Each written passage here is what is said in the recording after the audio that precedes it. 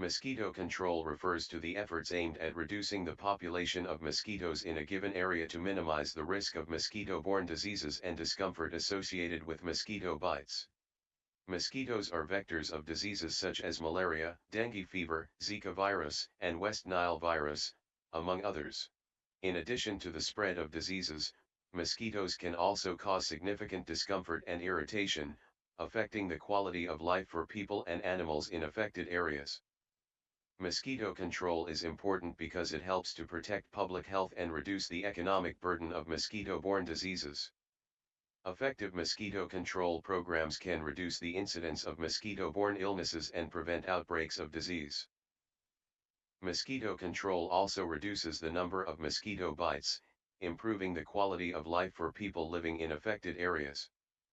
What are the most common methods of mosquito control, and how do they work?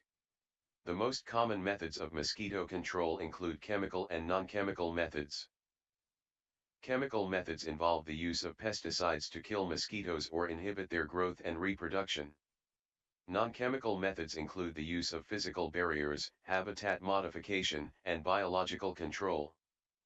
Chemical methods of mosquito control include the use of insecticides such as pyrethroids, organophosphates, and larvicides.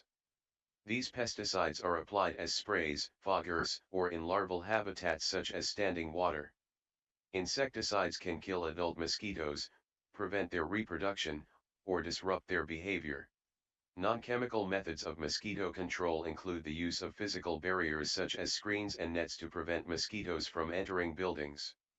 Habitat modifications such as removing standing water where mosquitoes breed, and biological control methods such as the use of mosquito fish or bacteria that kill mosquito larvae. What are some natural ways to control mosquitoes without using pesticides? Some natural ways to control mosquitoes without using pesticides include using mosquito-repelling plants such as citronella, lavender, and lemon eucalyptus. Installing mosquito traps that use light or carbon dioxide to attract and capture mosquitoes. Other methods include wearing long sleeves and pants, using mosquito-repelling lotions and sprays that contain natural ingredients such as essential oils, and eliminating standing water where mosquitoes breed. What are the most effective pesticides used in mosquito control, and how are they applied? The most effective pesticides used in mosquito control are those that target the mosquito life cycle and are selective to mosquitoes, not harmful to humans or other non-target species. The most common types of pesticides used in mosquito control are pyrethroids, organophosphates, and larvicides. Pyrethroids are effective insecticides that target adult mosquitoes and are relatively safe for humans and non-target species. They can be applied as a spray or used in fogging machines to cover large areas. Organophosphates are another type of insecticide that can be used to target adult mosquitoes. They are more toxic than pyrethroids and can be harmful to non-target species if not used properly. Larvicides are used to target mosquito larvae in standing water. They are less toxic than adulticides and are effective at preventing mosquito larvae from developing into adult mosquitoes. They are typically applied in granular or liquid form to standing water where mosquito larvae are present. What are the potential risks associated with pesticide use in mosquito control, and how can they be minimized? The potential risks associated with pesticide use in mosquito control include harm to non-target species, environmental contamination, and the development of resistance in mosquitoes. To minimize these risks, pesticides should be applied only when necessary. What are the potential risks associated with pesticide use in mosquito control, and how can they be minimized? Pesticide use in mosquito control can have potential risks associated with it, such as environmental contamination, the development of resistance in mosquitoes, and harm to non-target species. To minimize these risks, it is essential to apply pesticides in a judicious manner, follow appropriate guidelines, and use suitable formulations of pesticides. Additionally, training and education for mosquito control personnel on the proper handling, storage, and disposal of pesticides can help minimize risks. What role do mosquito surveillance and monitoring programs play in mosquito control, and how are they conducted? Mosquito surveillance and monitoring programs play a crucial role in mosquito control. They help to identify areas with high mosquito populations, track the spread of mosquito-borne diseases, and assess the effectiveness of mosquito control programs.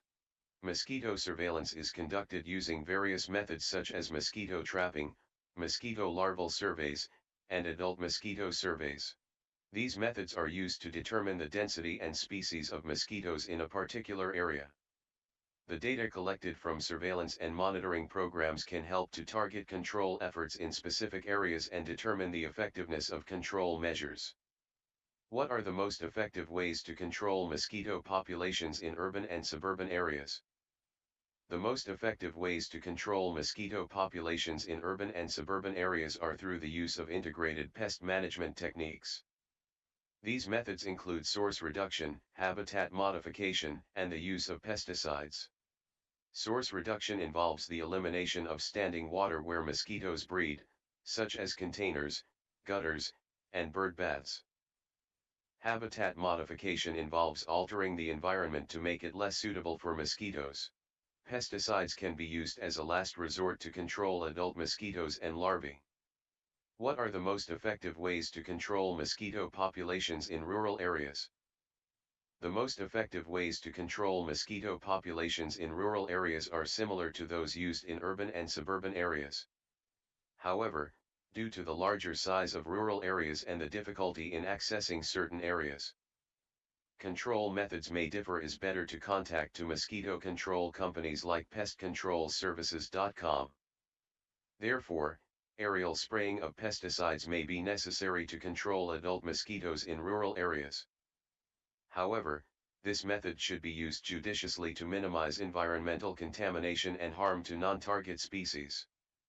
How do climate and weather patterns affect mosquito populations, and how does this impact mosquito control efforts? Climate and weather patterns can affect mosquito populations and impact mosquito control efforts.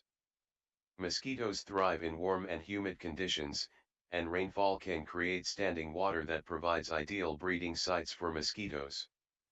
Climate change may also alter weather patterns, causing more frequent and intense rainstorms and increasing the potential for mosquito-borne diseases. Control efforts should take into account the impact of weather patterns and climate change on mosquito populations. For example, during periods of heavy rainfall, mosquito surveillance and control efforts may need to be intensified to prevent mosquito-borne disease outbreaks. How do different mosquito species differ in their behavior and habitat preferences, and how does this impact mosquito control strategies? Different mosquito species exhibit varying behavior and habitat preferences, which can impact mosquito control strategies. Some mosquito species prefer to feed on humans, while others prefer animals. Some species prefer to breed in urban areas, while others prefer rural areas. Control strategies should take into account the behavior and habitat preferences of different mosquito species.